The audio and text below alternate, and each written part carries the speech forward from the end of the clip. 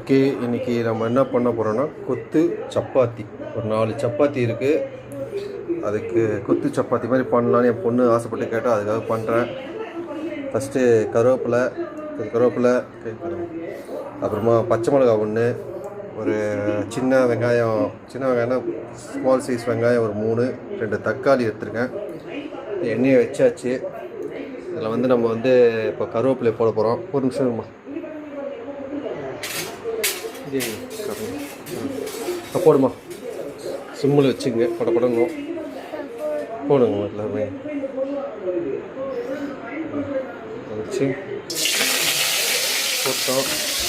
அப்புறமா இதை போட்டோன்னா இந்த பச்சை மிளகா கொஞ்சம் போட்டுக்கணும். பச்சை மிளகா பொடி பொடியாக எடுத்து நடிக்கலாம், ஏன்னா முழுசாக இருந்துன்னா டேஸ்ட் எல்லாத்துலேயும் போக மாட்டேங்கல.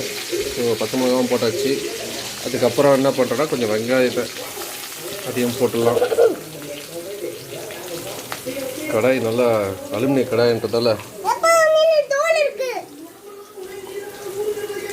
அதில் கொஞ்சம் 2 தோலெல்லாம் போட்டோம் போல். அதில் என் பொண்ணு கத்துறா. ஓகே, இப்போ இருக்கிற வெங்காயத்தையும் தூக்கி போட்டாச்சு. நான் எடுக்கிறேன்டா ஒரு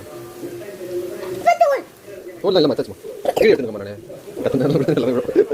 போட்டாச்சு. கொஞ்சம் வெங்காயம் வதங்கிட்டோம். அப்புறம் தக்காளி போடலாம். வதங்கட்டும். ரொம்ப வதங்கக்கூடாது, கொஞ்சம் பச்சை வெங்காயம் மாதிரி இருக்கணும். அப்புறம் சாப்பிடும்போது கொஞ்சம் நல்லா இருக்கும் எனக்கு தெரிஞ்சு.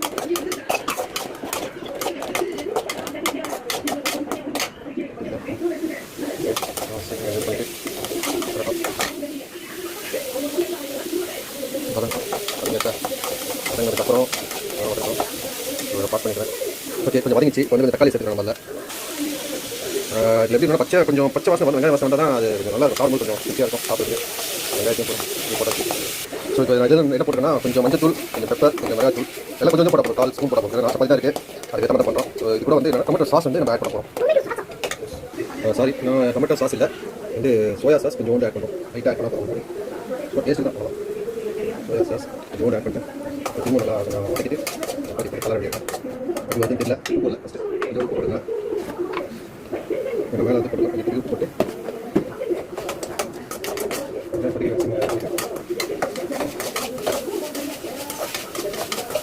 பச்சை மிளகா போட்டுக்கோம், பெப்பர் போட்டுக்கோம். இதெல்லாம் கொஞ்சம் காரமாக தான் இருக்கும்.